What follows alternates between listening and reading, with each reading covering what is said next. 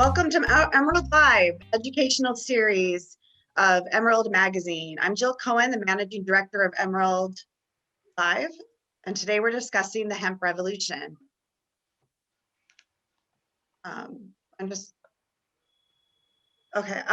we get started, I'd like to thank our partners, Supernova, Last Prisoner Project, Pro Cannabis Media, the Cannabis CBD Boutique, Garden State Normal, Hetty, New Jersey, and Tokativity.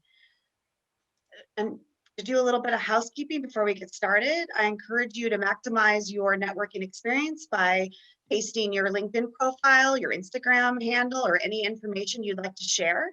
To ask questions, please put your question in the Q&A tab at the bottom of your screen, and we will answer questions at the end of the panel discussion about 15 minutes prior to 6 o'clock Eastern Time. As most of you know, hemp is legal to farm again in the United States after being prohibited and stigmatized for over 80 years through false information and propaganda. This has created a wave of excitement across all facets of the evolving supply chain in regards to business development, innovation, sales, and marketing. But the regulatory structure of the industry still needs to be clearly defined. This has brought both chaos and confusion, understanding, and opportunity, all creating something genuine that benefits farmers, local communities, the environment, and humanity on a whole. Welcome to the Hemp Revolution. And I'm now going to turn it over to Jimmy Young, founder of Pro Cannabis News, for a little bit of industry news. Jimmy? Thanks so much, Jill. Appreciate it. Hi, everyone. I am Jimmy Young from Pro Cannabis Media. We're a group of like-minded content producers who provide strategic marketing services to the pro cannabis world. This is our regular monthly roundup of the world in cannabis news for one of our partners, the Emerald Media Group. Please like, follow, share, and subscribe to all of our content that we produce on a weekly basis, including our podcast, In the Weeds, with yours truly, We Talk News, our weekly news show, and our weekly live show called The Green Rush, The Business of Cannabis. That's at Fridays from 4 to 6 p.m. Eastern. Well, what a difference a month or two can make in our nation's capital, huh? The transition between presidential regimes was not smooth at all, but now our elected officials can get back to the governing of the people's will. According to a recent Emerson College poll, that will is for cannabis reform at the federal level.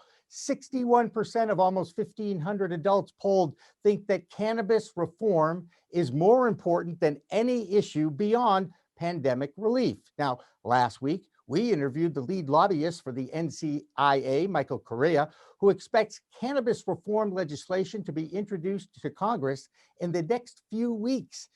It will be tied to social justice initiatives and driven by the failed war on drugs that started back in 1971 with the Controlled Substances Act under disgraced President Richard Nixon. Now, that interview with Michael Correa is available on the PCM social media channels and our website. In the meantime, with the Democrats in control of both houses of Congress, it looks like adult use of recreational sale of cannabis will be available in Washington, D.C. sometime soon. 7 years ago, voters in the District of Columbia approved adult use sale of cannabis, but congressional Republicans blocked that program's launch. Now, with the Alcoholic Beverage Regulatory Agency in charge of the medical program in the Capital District, restrictions will be eased for the medicinal program, and MJ Biz Daily now is reporting that recreational sales could begin before the end of the year. Here in Massachusetts, medical patients has now eclipsed the 100,000 plateau thanks to a 30,000 increase during the pandemic. The Bay State now has 100 adult use dispensaries and 76 medicinal dispensaries. President Biden's home state of Delaware has now doubled its numbers of medical dispensaries from 3 to 6, with registrations increasing by 40% since 2019. Now, things are not going so well in South Dakota, where voters passed both medical and adult use initiatives in the November election. However, their governor, Kristi Noem, is not in favor of having cannabis available for sale in her state and directed a circuit court judge that she appointed to rule that that ballot box initiative was unconstitutional. So now those advocates from the Marijuana Policy Project will have to take this case to their state Supreme Court. Now, finally, since this educational webinar hosted by Emerald Media Group is all about the hemp industry revolution, my question is, what the heck is going on in California? The Emerald Triangle in California is home to Humboldt County. This is the area of the Emerald Triangle where 80% of the illegal cannabis market in the US is grown. Now, they don't want cross-contamination with hemp. In fact, in a unanimous 5-0 vote by that county's Board of Supervisors, a temporary moratorium on outdoor hemp cultivation has been extended to permanent status. This issue is all about pollen drift from the hemp plants to the THC version of cannabis that, for these purposes, will be called marijuana. Humboldt County is the first county to permanently ban outdoor growing of hemp. Not only is this county setting a precedent, there is also a bill called AB 45 that is looking to ban smokable hemp in the entire state. For 3 years, California legislators are trying to find ways to regulate CBD, the main cannabinoid in hemp products. So the beat continues as we move slowly towards acceptance of cannabis as a crop, a medicine, a recreational activity with or without THC, and that, of course, is the intoxicating cannabinoid found in that plant. That's this month's Weed News in Brief for the Emerald Media Group. I'm Jimmy Young from Pro Cannabis Media. Now I'm going to toss it over to Christina DiGiovanni from Emerald Media because she has some insight on what's going on in Humboldt County. Christina? Thank you so much, Jimmy, and thank you all for joining us this afternoon, depending on where you're at, evening if you're on the East Coast. As a longtime Humboldt County resident, which is where Emerald Media Group was founded, in the heart of the Emerald Triangle, this has been a long time discussion. Hemp versus THC cannabis plants, even the discussion of CBD cannabis plants. While the ban has been in place for a few years now, as Jimmy said, it's just been made final. And we would love to know your thoughts on that. So please, throughout this webinar, leave some comments, and there's a Q&A form. We want to know your thoughts on this discussion. But without further ado, I would love to introduce our lovely moderator for this afternoon, Kate Curley. She is an entrepreneur, artist, activist, social media influencer, marketing specialist. She's a Jill of all trades. She stays informed and up to date on the industry's most heart-wrenching stories, as well as the progress of the biggest movers and shakers of the industry. After she obtained her health science degree, she spent years dedicated to healthcare and client relations. She's navigated underground cannabis while also seeking to utilize her connection to educate the masses. Kate, we are so lucky to have you, and I'd love to turn the mic over to you now. Thanks so much, Christina. Thank you for having me. I'm really excited to be here. Everyone, welcome to the Hemp Revolution. Very excited to be on this panel today with two of my good friends in the hemp industry, Cheryl and Morris. Hey guys, how are ya? Doing good. So let's jump right into it. And why don't you give us a background on how you got into the industry and created a business out of it, and just give us some information on yourselves in general. Do you want to start, Cheryl? Yeah, I'll start. First of all, thank you to EmeraldLIVE for having me on today. Thank you to Morris and Kate for always including me in your endeavors. Super excited about this conversation. It is the best title ever, Hemp Revolution. So that's what I'm here for. I'm all soldiered up, ready for the Hemp Revolution. So my name is Cheryl Murray Powell, Esquire. I'm a cannabis, agricultural, and dietary supplement attorney. I am also former general counsel for Minorities for Medical Marijuana. I'm on the board of Friends of Hemp.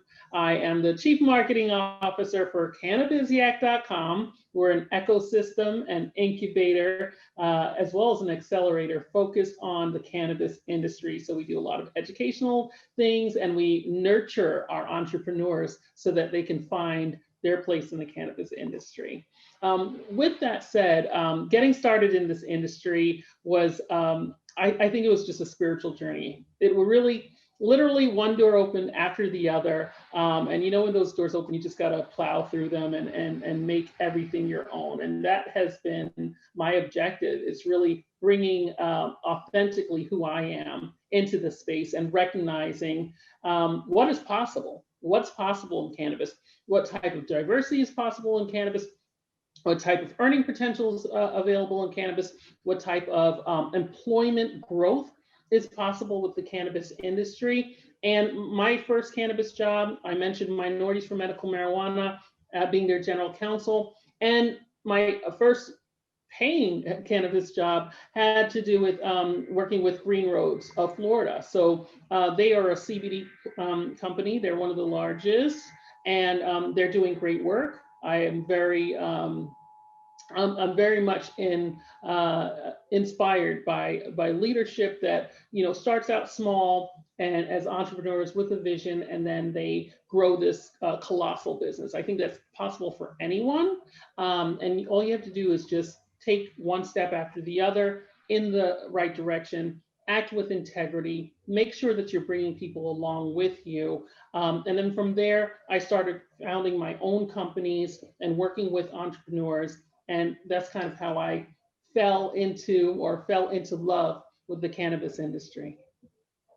We're just so lucky to have you, Cheryl. Mo, you want to give us a background on yourself? Sure. Well, thanks, Cheryl. It is awesome to have you in this industry, I can tell you that. So I'm Morris Beagle, and I am the president of WAFBA, We Are for Better Alternatives, and we are a collection of different brands. I produced the NOCO Hemp Expo and the Southern Hemp Expo, which are two large industrial hemp trade shows here in the United States. I also have a hemp paper company, Tree Free Hemp, a hemp guitar company. You can see behind me, I've got hemp guitars and guitar cabinets. That's all made out of industrial hemp, the stock material. I've got a media platform called Let's Talk Hemp, which is it's a website. We do a weekly newsletter. We curate information from around the world regarding industrial hemp. And I've got a podcast called Volume Up, which has been going on. Well, the Let's Talk Hemp podcast has been going on for like 3 seasons now, and we just launched a brand new season that I'm just getting into. I've got 3 episodes up so far. So that's kind of my background there. I got into cannabis really back when I was in high school as a recreational user, and then I got turned on to industrial hemp back in 1995.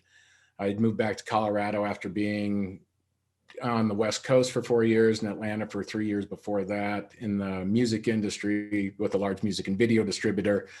Came back to Colorado, started my own music production company, and at that time I met some folks in Fort Collins that had a hemp store called The Hemper Wears No Clothes. I read the Jack Herer book, which is kind of the Bible for the hemp industry. A lot of people who've read that book really look at Jack as the godfather of the industry. So we're all kind of disciples of Jack in one way or another.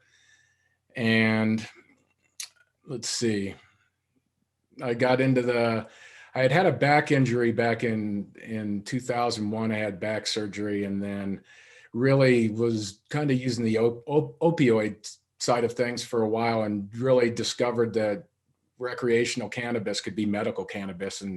And Colorado really turned things up on the medicinal side back in 2009, 2010. I got my medical card.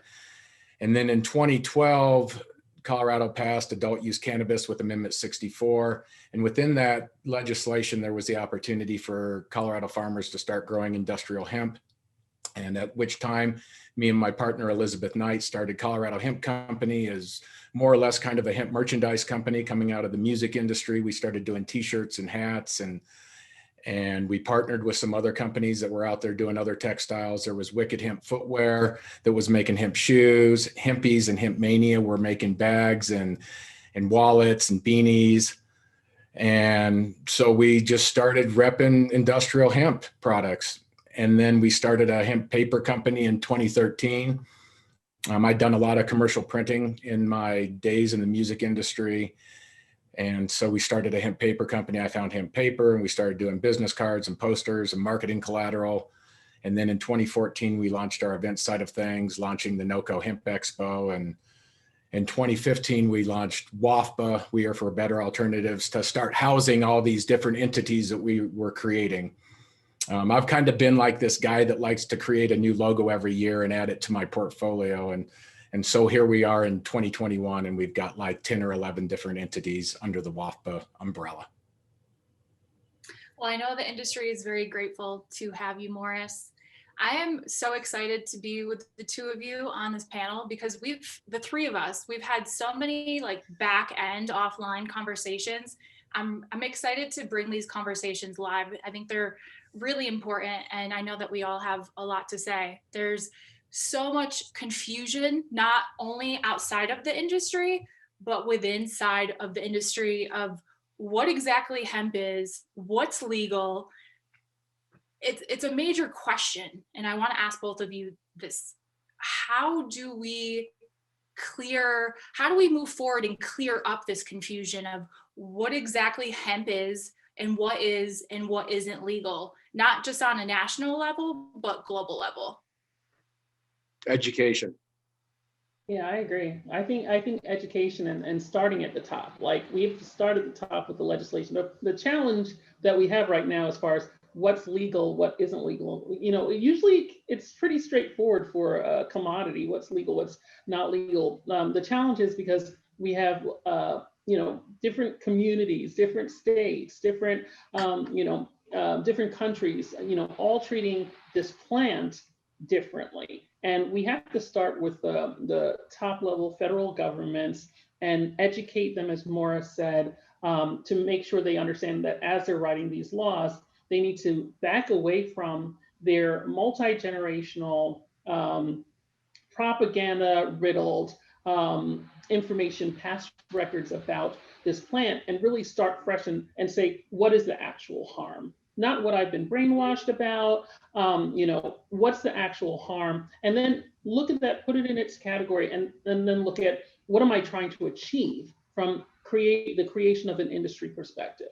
When you look at it from, all right, I'm trying to create a robust and safe industry. If you start there, then we can have more alignment across jurisdictions. But if you're starting from a place of fear, then you're writing things to prevent things that most likely won't happen, or we've already proven isn't going to happen. So there's the false narratives, and then there's the truth.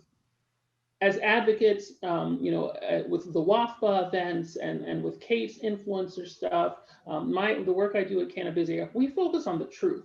We are going to tear down these stereotypes. We're going to tear down the stigma. We're going to tear down the false narratives, and then build on the truth that we know and demonstrate that truth in the way we walk and live our lives every single day.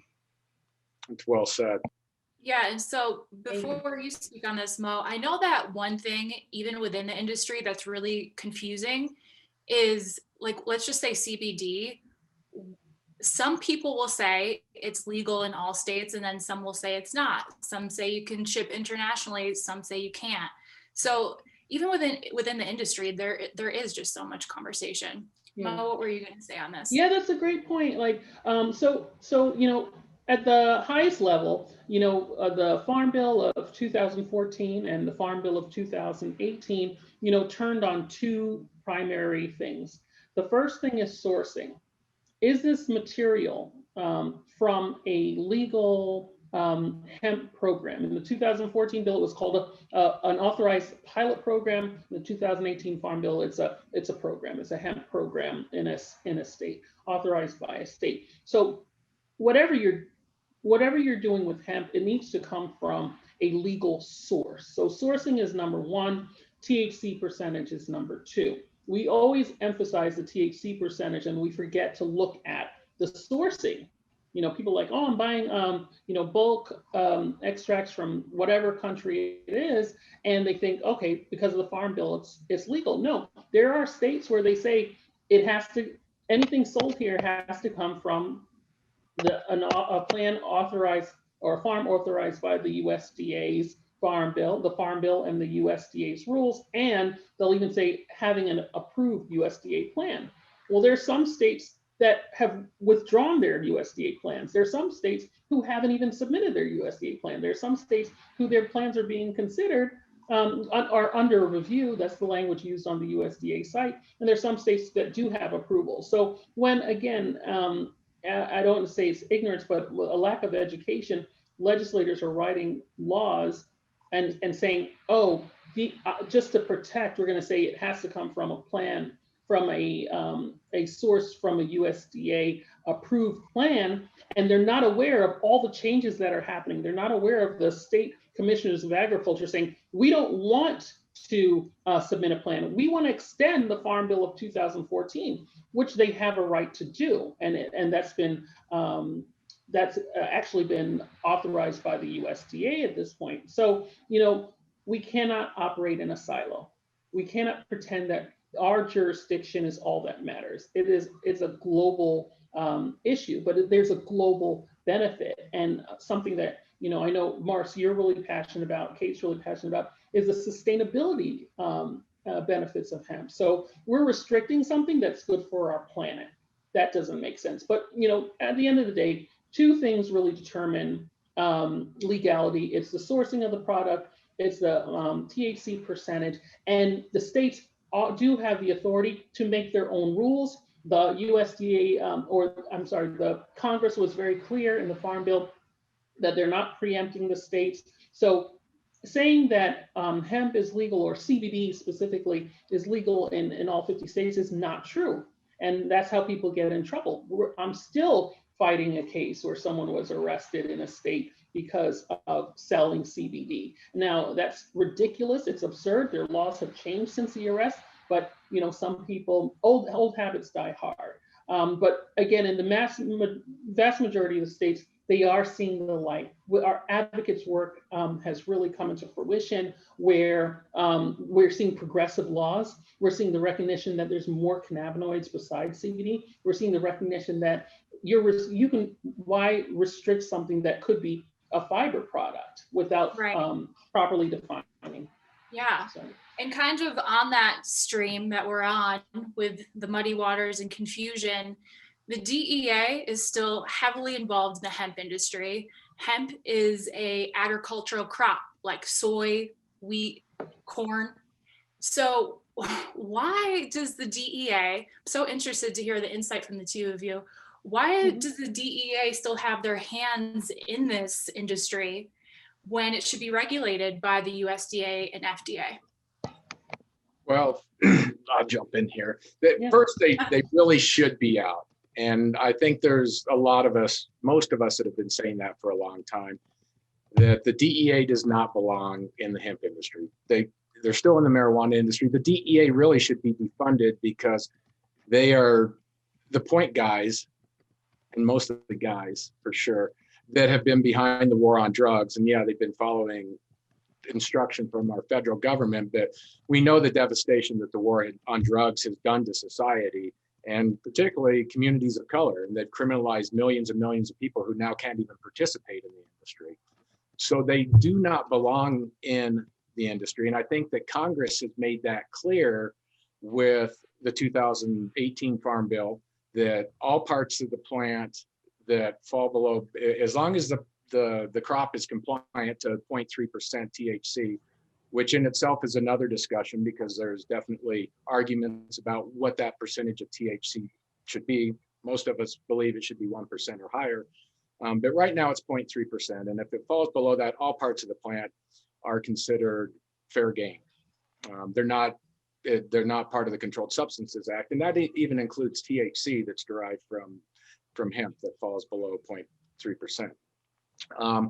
But one of the reasons that they are still involved, and I've had discussions with this with the National Industrial Hemp Council, who works on Capitol Hill all the time, and there's what we would call bad actors, and there's shadiness within our industry of things that were not really thought about or well thought out when it came to writing this legislation.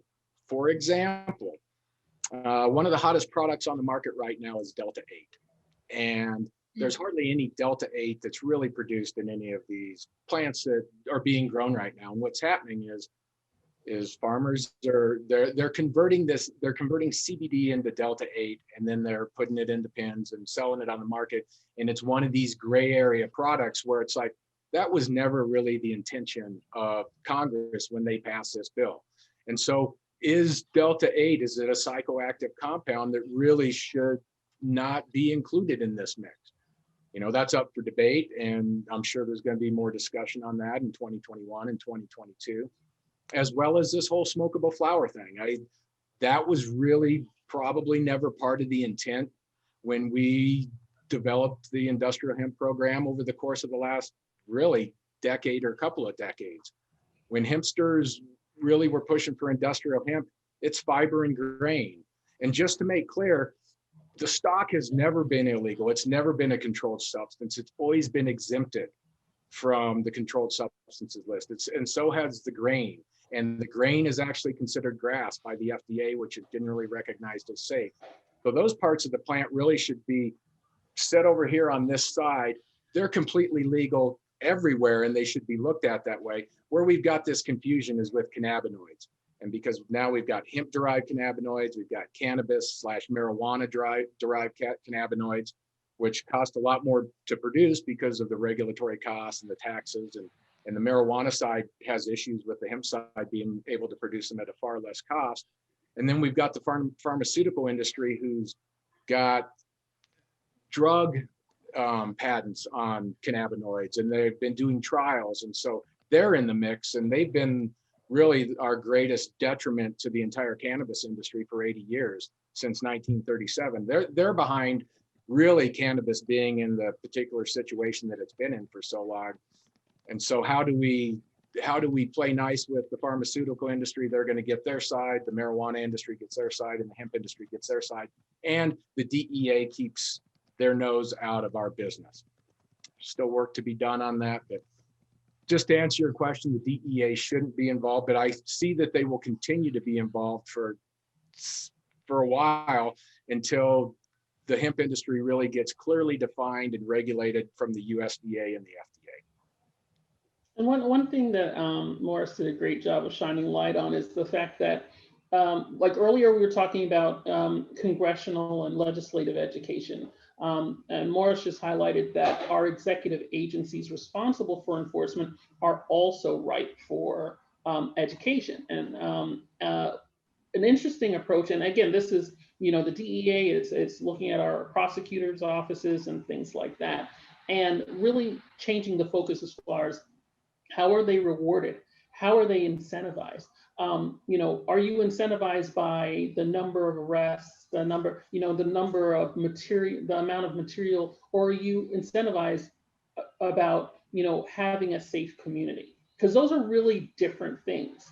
And I think the way forward for executive agencies that are responsible for enforcement is really keeping in mind that the high level goal is having a safe community. So when you have a substance, a commodity that doesn't cause the harm of, intoxicating and things like that, why are you going to regulate something that is safe?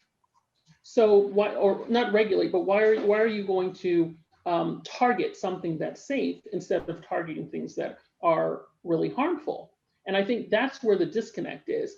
It's the same thing with prosecutors' offices that are rewarded for the number of convictions, or they're rewarded by the length of sentences instead of really being contributors and building a safe, informed community. So I think there needs to be a shift in how we educate and reward our executive agencies, whether it's the DEA, whether it's prosecutors' offices, and align them with the education that we're working really hard to make sure happens with Congress and our state legislators and our municipality commissions that are making these types of decisions. I want to Really jump good points. one more thing Yeah. to throw in there, Kate. Mhm.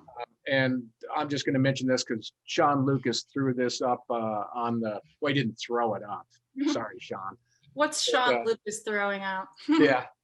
Hey, Sean, how you doing? Anyway, Sean just dropped this in the chat box, and it's HR 841, which was just been reintroduced. It's to make hemp-derived CBD a dietary supplement at the federal level. It had bipartisan support in 2020. This is an initiative from the Hemp Roundtable. It's really a solid bill that will clarify at the federal level, and it will make hemp-derived CBD a dietary supplement. It has been reintroduced. Again, it's got bipartisan support.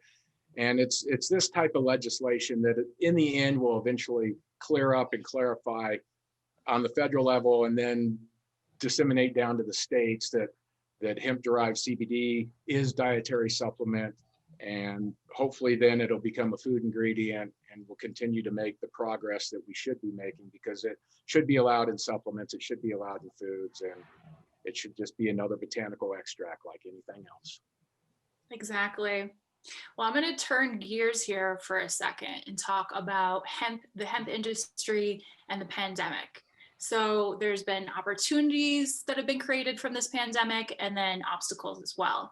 I know that I have heard and watched industry leaders say that the pandemic somewhat gave the industry a chance to slow down and get caught up with itself. And I have also watched major leaders in the industry make some of the biggest jumps and leaps in turns in the industry than they have, since they got into the game. I've watched a lot of really cool brands come to life, and investments coming in, lots happening.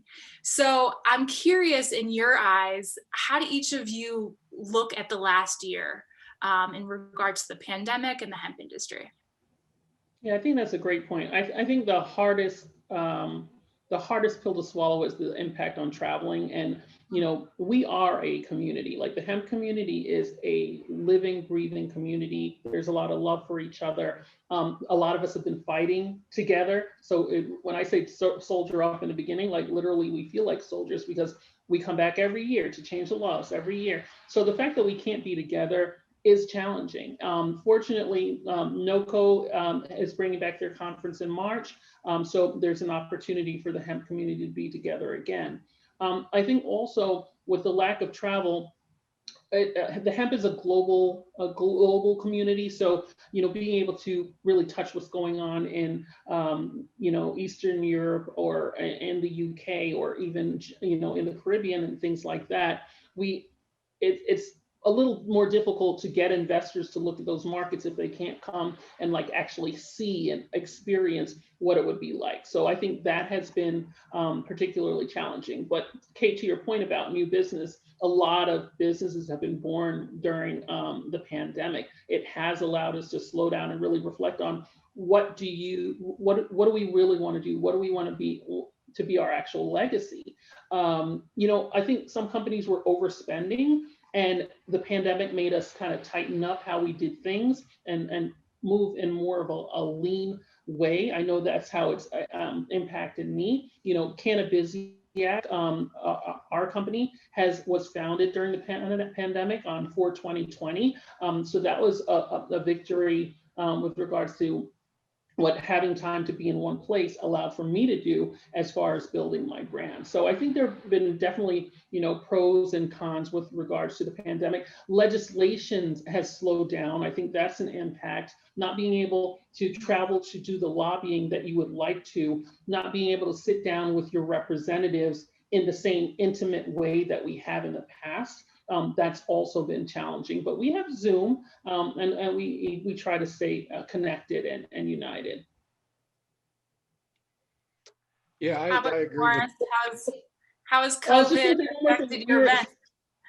Oh, sorry, I was just going to say, and cannabis has been designated as essential during the pandemic, and that is huge. I know it was the marijuana industry first, but I did a lot of work early on to work with my clients to contact municipalities and say, it is essential. It's as essential as food. In some states, it's considered food. So that was definitely that recognition. I think some people don't really appreciate how long it's taken us to get to the point where we can keep our doors open. We're considered essential, just like food. And that is a step in the right direction. We're getting and then now that there's deficits in states, they're looking at how they can drive revenues through legalization of marijuana, but also expanding their approach to other ways of using cannabinoids and the hemp industry as well, and how we can put people back to work, and how we are creating like a new middle class through the hemp, cannabis, marijuana industries. I apologize for interrupting. Great No, point, Cheryl. So as far as how it's affected WAFBA, obviously being a live event company with NOCO Hemp Expo and Southern Hemp Expo, which really are drivers of our business, and we do have other brands, but it was a challenging thing for us to have to postpone NOCO and SHE 2020. We did pivot into the cloud really quickly, and I think that we did do a good job being able to move into the cloud and create a platform where people could come together, and we could still do these webinars and seminars and have networking opportunities and keep the industry talking and together. But it's not the same thing as being in person, in real life, in a room with each other.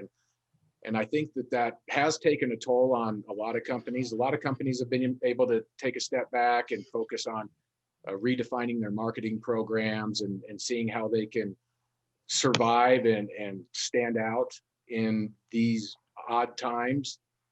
So I think that there has been a good opportunity for reflection and refining business practices and so forth. And one of the things that we've done is we've worked on some of our other brands. Since we can't get together in person, I've got to spend time working on the developing of Silver Mountain hemp guitars and my guitar manufacturer guys. And we've come up with a lot of different little tweaks and bells and whistles that we're adding to the instruments that we want to create.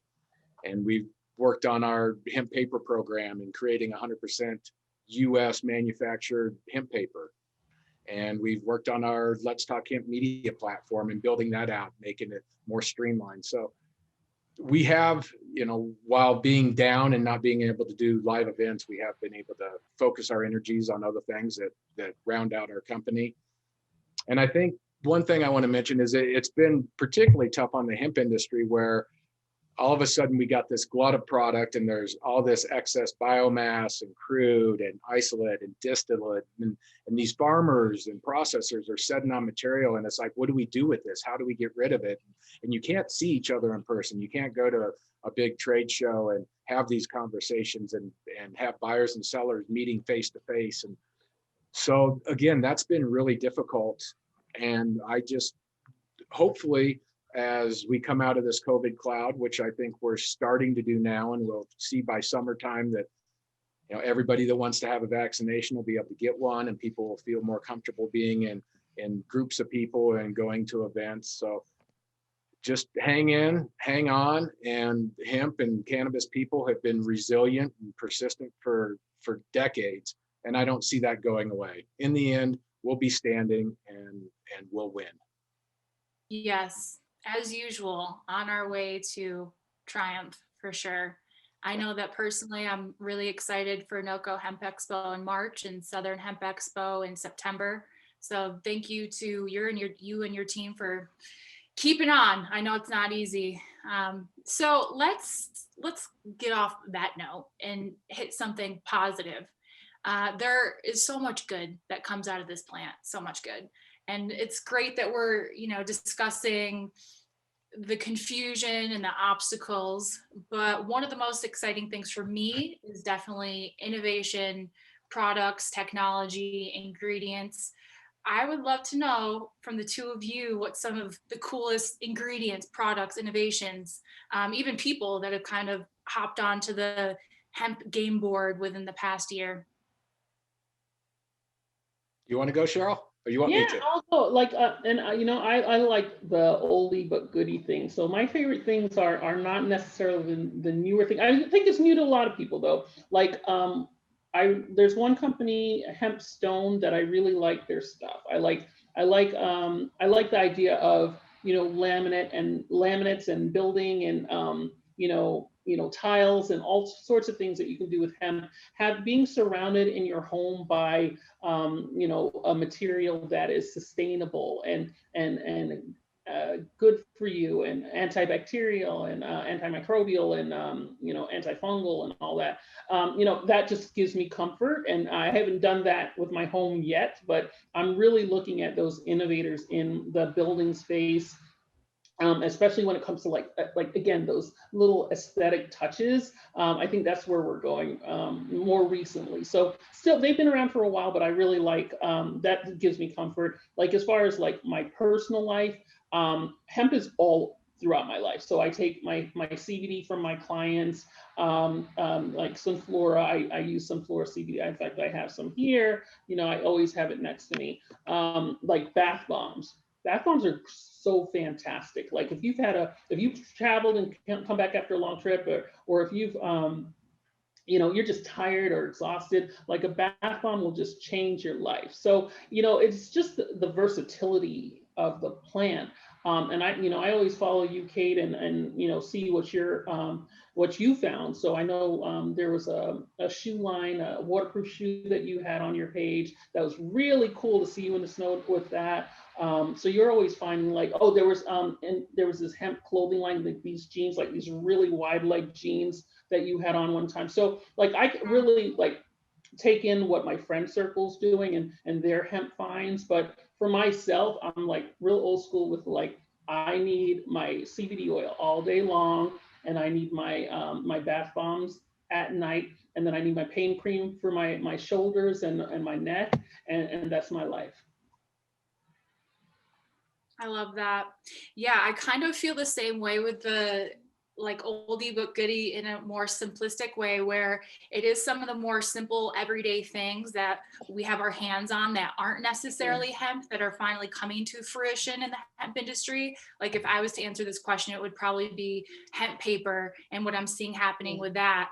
Mills finally getting to 100% on a commercial level, which Mo, I'm sure you're going to speak on this a bit as well, but yeah, kind of like the simple things in life that you take for granted that are now being made out of hemp. It's so cool.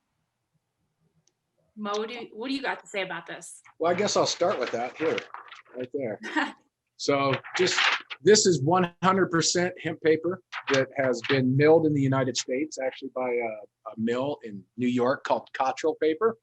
They've been around for 100 years, and this was the very first test R&D run at a commercial scale, and a few little tweaks that need to be done with it, but it's a 100% milled hemp paper here in the United States. So it's pretty exciting. Another thing that I'm excited about is this hemp wood. This is what we're using on our guitars and our combo amps and our amplifiers. That's made by the folks in Kentucky, the Hemp Wood people, hempwood.com. They're doing flooring, they're doing cabinetry, they're doing furniture, you can do picture frames, and all kinds of cool little things can be made out of the hemp wood. So, and also those guys are expanding. They're going to pop up a couple more factories here in the United States, and I believe one in Canada. There's also hemp insulation. Several companies are doing hemp insulation. Ryan Laughlin here in Colorado, he's working with Western Fiber. They've got an insulation product. I think Hempitecture has an insulation product. Several people are getting, like Cheryl mentioned, the building material side it's a no-brainer, and it's things that we should be doing. The plastic side, right here, this is a hemp pen. This is made by our friend Mark Linde, who's no longer with us, who is a great innovator. We all love Mark. That pin right there, well, not that one, but a pin exactly like that is what Mitch McConnell used to sign the 2018 Farm Bill. And the plastic side of things, the fiber side of things, those are the things that really excite me the most. And then I guess I'd also mention on the food side, Victory Hemp Foods, Chad Rosen, they've developed some new products like the B70. It's a hemp protein powder that's basically tasteless. And from an ingredient standpoint and a big supply side standpoint for formulators, having a very quality protein that you can formulate that has no taste, and then you can just go in and add the taste, that's a real breakthrough for the hemp industry because nobody had done that on a commercial scale yet. So hats off to those guys at Victory Hemp Foods and to Chad for creating some products that can really go mainstream. That's what we really need, is to mainstream hemp. And organizations like Friends of Hemp that Cheryl mentioned before, she's a board member, and I actually just jumped on the board there as well. And We're going to create some consumer-facing campaigns that will help give more visibility to all these cool little innovations that are out there, and how everyday people can incorporate hemp into their lives, and how we can vote with our wallets and start buying more hemp goods, like hemp t-shirts. I love that. Yeah. And I know there's groups like the Hemp Animal Feed that are working on, hemp as an animal food and animal bedding. There's so much that can be done, and we're really seeing progress in the industry. So it's a really exciting time for sure. Yeah. Hemp Feed Coalition. Can I make one last point? I just want to make sure that people don't look down on people who have hemp flower or smokable flower, because a lot of times people are like, oh yeah, smokable flower, and they frown on that because it's not the most sophisticated of thing. However, you have to look at the laws, and you have to look at the fact that if you're in a state where they're saying hemp doesn't qualify for cottage industry or cottage foods, then you are handcuffing these hemp farmers to processors. So processors are the bells of the ball. They get to pick which farmers they purchase from, and the ones who've grown and may not have been able to get a successful relationship with a processor, they're left holding the bag, and they're left with their product. And if they don't have cottage industry law, they can't make anything with the product, and that's why they would turn to like a smokable hemp product a lot of the time. So a lot of times there are layers to the story. It's great to have the financial backing and knowledge and processing equipment to make all these fantastic hemp products. But some people just love the plant and they want to farm. So we need to give them an outlet for it, whether they want to come up with an outlet independently in a cost-effective way, or if they will be working with funding partners and larger processors. I agree, Cheryl. And let's be real on the topic of smokable hemp flower, the benefits that hemp still has when you're smoking it. I've seen a lot. I actually just did research on this very topic yesterday. I have a post coming out about it in the near future. But just the amount of people that have kicked nicotine from chew to cigarettes and switching over to cannabis and hemp, which has so many benefits. So I'm with you on that. It looks like we are getting a little tight on time, but I have a really important question, one left, and it might be the most important question that we've got here on this panel today. The three of us have definitely had deep discussions about this, and I'm excited to kind of bring this live. So how do the two of you think that the hemp industry can have a positive impact on other aspects of society, such as social change and environmental sustainability? Well, I would say that hemp is really a platform to talk about making the world a better place, society and the planet. And we've kind of based our entire stage platform as not only talking about the benefits of hemp, but what are other better alternatives? And that comes down to inclusion and diversity and everybody being able to participate, because when everybody participates and it's not just dominated by one segment of society, let's say white men, where you've got all ethnicities and you've got, male and female equally on board, then we can actually have real conversations and the best ideas will be born from that. So from a diversity standpoint, I think that that there's a conversation that this platform opens that up to. And beyond that, from a sustainability standpoint, I think that this now gives us an opportunity to talk about agriculture in a bigger picture and looking at conventional agriculture and how that has impacted our environment over the course of the last 20, 30, 40, 50 years. And can we move towards organic and regenerative agriculture? And can this plant be the gateway for corn and soy and wheat and these big GMO monoculture crops to become better, and where hemp becomes rotational and we start looking at agriculture and how it really impacts our climate, because it's one of the biggest climate drivers that there are, not beyond petroleum. So anyway, I think that hemp and cannabis open up the conversation to greater conversations for society as a whole and for our environment as a whole. Yeah, I couldn't have said it better myself. I think that agriculture conversation is really critical. Talk about carbon credit sequestering is a new emerging not new for you guys and not new for us, but for the USDA and some other players, it's an emerging conversation, and the USDA is looking at some innovative programs with regards to it. I think it gives hemp gives farmers options. There have been a lot of farmers who've been dependent on subsidies for a long time, and they need crop diversification. So hemp provides that opportunity because it can do so many things. Whether you think it's 25,000 or 50,000 things, it does a lot of things. So that does open up opportunities for our farmers. And even when you're looking at from a natural disaster perspective and the need to feed people or restore, when we have a disaster, people are starting to have the conversation about building home hemp structures that'll be fireproof and mold proof and things like that. People are starting to have the conversation around using the seeds for protein so that you can, quickly generate, because it is a shorter term crop than a lot of crops. And then you can create flour and make things so that people make food so people can eat. So it just fills in so many gaps. But I agree with Morris as far as, the impact on the environment, and that's huge. And as a paper replacement alone, that's good for our planet.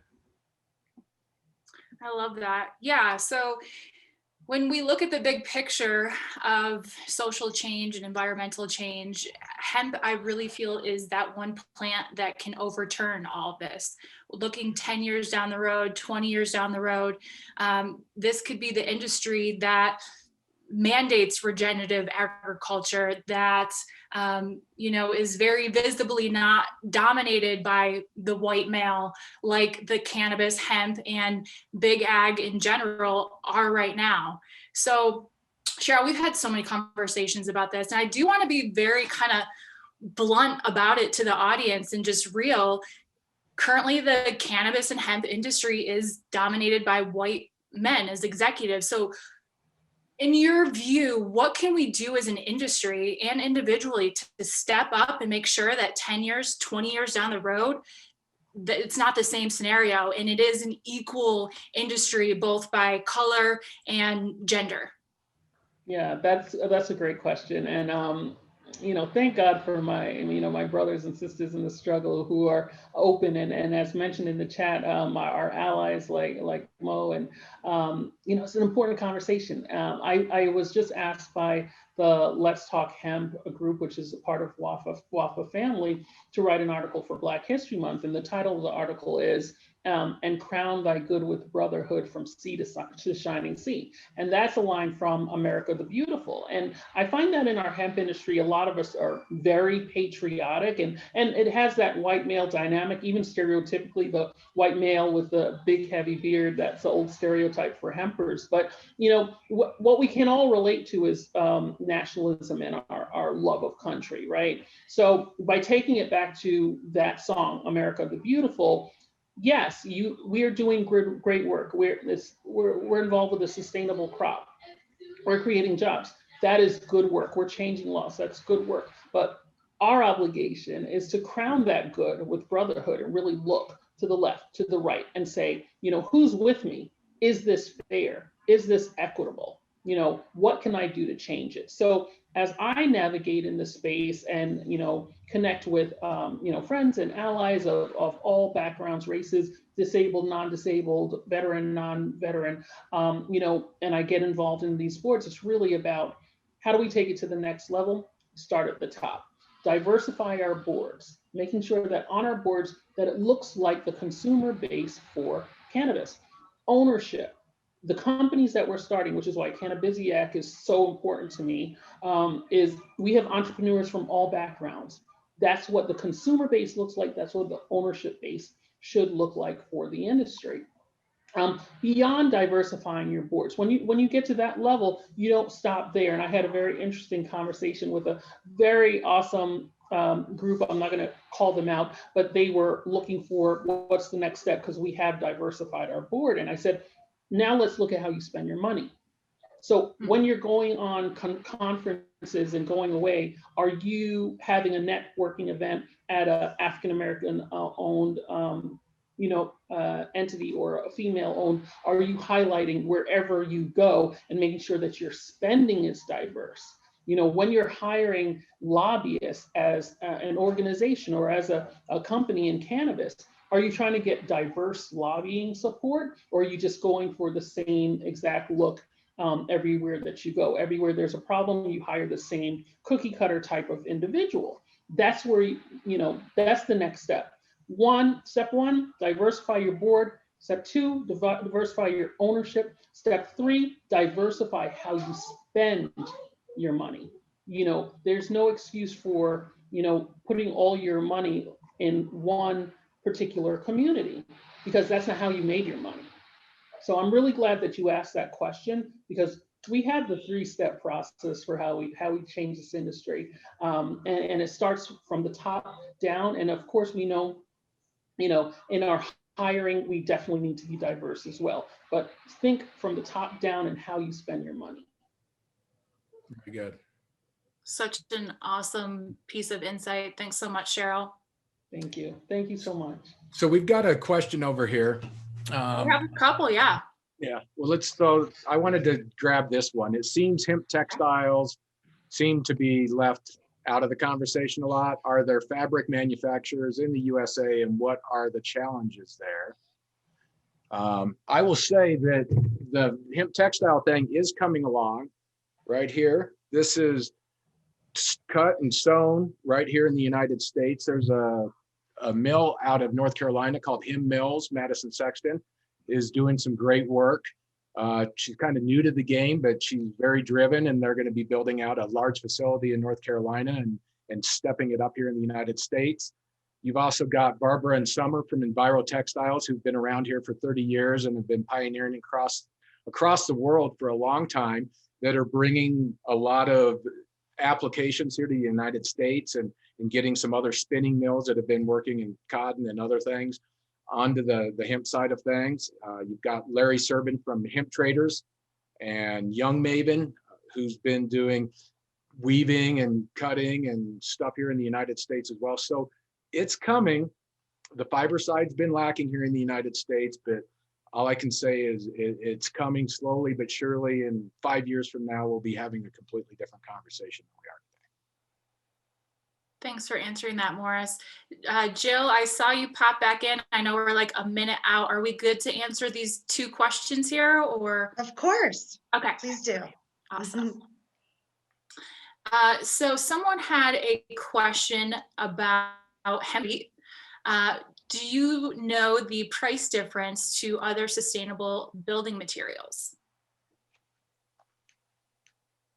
Do you know that, Cheryl? Yeah, I don't know the price difference. I haven't done the comparison with, like, again, I'm a fan of bamboo too. So I love bamboo, and we grow great bamboo here. A lot of the citrus farms are transitioning to bamboo, but as far as a price comparison, I haven't done that evaluation. I know who probably has, and that's an organization I was a founding board member for, which is US Hemp Building Association. And they actually just sent out an email about research on hemp building materials and their sustainability. So I think, I'm not going to make something up, but what I will say is email info@ushba.org and inquire about that. And either they will have the answer, because they people from really around the world participating on their board and some really great hemp building organizations, or they'll include that in their research that they just communicated about today. Awesome. Absolutely. For anyone interested in more information on hemp building materials, as Cheryl mentioned, make sure to check out US Hemp Building Association. You've got leaders throughout the globe on that board and within the association that definitely know what they're talking about. So we have another question here, and this popped up when we were discussing Delta 8. The question is, can I create an infused product using Delta 8 derived from hemp, legal to do without California, without a marijuana license? You read my mind. I know it's a gray area.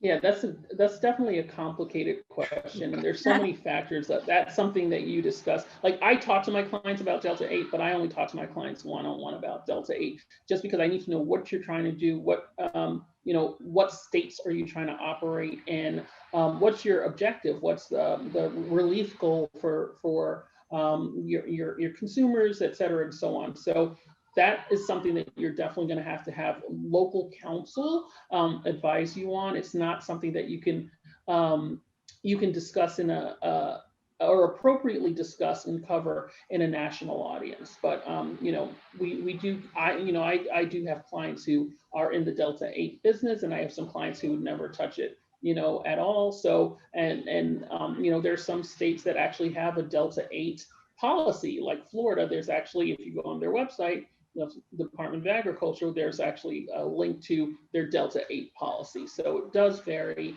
by state. I know you said that you have roots in California. I don't practice in California, but I consult in California. So there's opportunity for a further conversation on that. California is a jumbled situation. Yes. We have fun out there. Yeah. Well, I think so. That's what I saw in the Q&A. I'm not sure if there was anything else in the chat, but we're about at time here. This was an awesome panel. Thank you so much to Morris and Cheryl for your insight. If anyone in the audience has more Hemp Revolution questions, please do reach out to one of us. We'd be happy to answer. And thank you again, Emerald Media Group, for having us. This was awesome.